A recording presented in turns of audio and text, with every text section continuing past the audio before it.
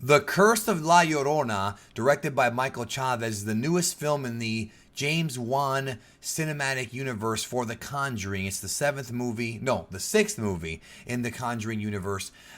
It's not really related to the Warrens, and I feel like originally with the Conjuring universe, the idea was to create like the core story of the Warren family and kind of base case files from that, as well as take inspiration from other things and do spin-offs. But now it looks like James Wan is more so looking into folk tales and things like that, because La Llorona is something that I'm very familiar with. The Weeping Woman. When I was a little kid, I am of Hispanic descent. I'm not Mexican, but I am Cuban. And when it comes to like folklore and stories that, like La Llorona, meant to scare children, even though the origins are in Mexico, a lot of Latin Americans and Hispanics know about La Llorona. It's just something that, is just a very famous story. And again, you don't have to be Mexican to have heard the story, because I heard the story. In fact, Brandon Draven, my podcast partner for KLB and some newer episodes of the Geekdom 101 podcast, did a podcast with Denny Louis about La Llorona. He talked about the whole folk story. You gotta look up the After Midnight podcast. Look up the After Midnight podcast on La Llorona, and it goes into more detail about the folk tale. But anyways, I know of the folk tale. This is the film adaptation of the story, and the first thing I have to say about La Llorona, the movie, is that I came home and I was stunned to find out that this movie got a 33% Rotten Tomato score. This once again shows what I've been saying for a long time, that Rotten Tomatoes is not an accurate way to really gauge the quality of a film, because I like this movie. And going into it, I was very, very cautious of the film. I was very apprehensive because I thought it was going to be just a generic, boring movie. I was expecting it to be more of like a by-the-numbers horror film, like The Nun was, because it really reminds me of The Nun, just in the promotional material behind it. But when you actually watch the film, the early parts of it, the first act is a bit, kind of by the numbers. There are parts of the movie that are by the numbers, but by the time you get to the third act of the film, I feel like it definitely picks up, and it definitely becomes more and more interesting, and at one point terrifying.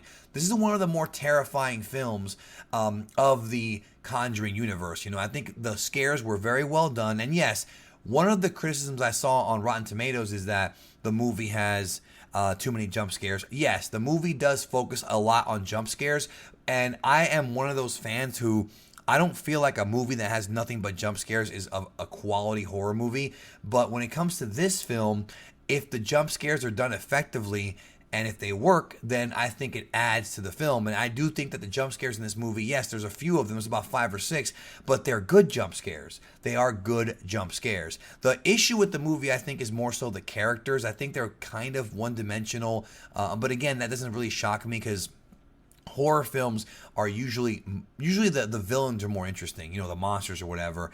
Linda Cardellini plays Anna, which is like the main mom, and she has 2 kids, and of course La Llorona is after them, with the folk tale being that La Llorona, she found her husband cheating on her, and she drowned her own kids. And then when she realized what she had done, she started to cry, and she became cursed.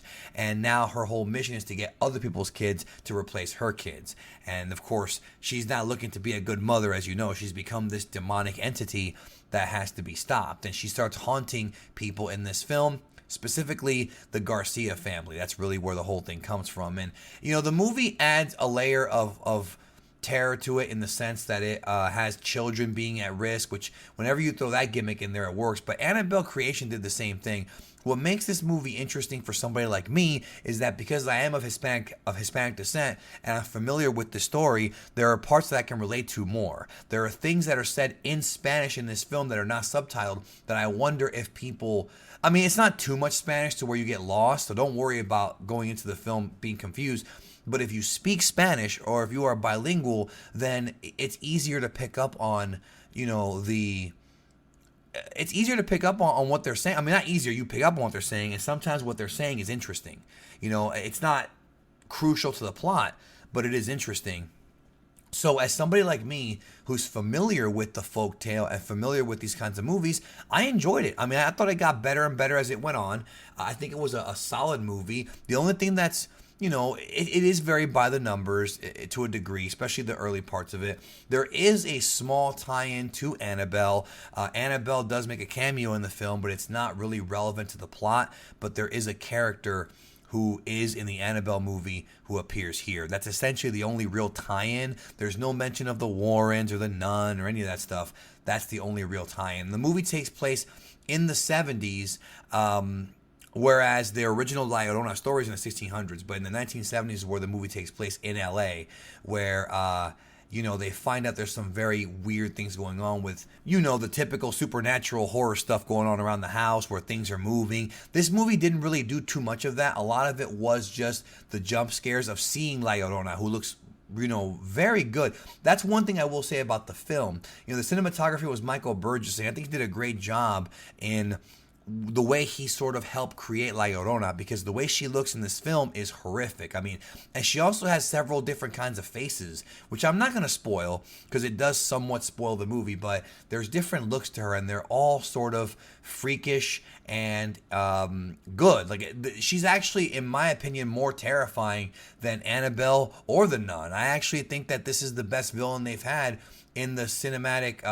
Conjuring universe, probably since the first Conjuring film with Bathsheba or whatever, because she was pretty scary. But La Llorona appears on camera a lot more. They show her a lot more. They don't do the gimmick where you can't see her for most of the film. They actually show her quite a bit in small bits and pieces. And then the end of the film I thought was pretty well done. So overall, I like the movie. No, this is not one of those let's go out to theaters and watch it right away films, in my opinion. This is one you can wait for Redbox. This is one you can wait for Netflix. However, I must advise you that when it comes to this movie, make sure you have a really good sound system set up at home, because I watched it in Dolby, and the movie does take advantage of the Dolby surround sound. The movie sounds great, feels great, aesthetically speaking, So it's good to have a good sound system at home if you're going to watch this film, because it does make it more effective. But that being said, it's definitely not a movie you want to rush out to see. I know a lot of people are anticipating Avengers Endgame next week, and I feel like this movie's going to get eaten up at the box office, because coming out a week before Avengers, yikes. Like, that sucks. You know what I mean? That sucks for this film. But still, it is one that you should probably check out if you're into horror films. But again, I would probably skip the theater. Check it out on Redbox, Netflix. It's really not worth, to me, rushing out to see. Unless you're bored and you just want to see a scary movie. I mean, it is a good movie. I'd probably not take little kids to it because, again, the imagery is pretty strong. But teenagers, adults, you'll probably have a good time here.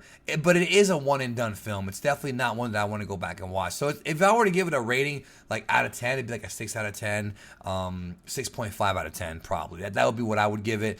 I think 6 out of 10 works. It's fine, not the best, but I was not bored, and that's good. Now, and there were a few good scares, really good scares. Thanks for watching. Let me know what you think in the comments of La Llorona, and we'll talk very soon.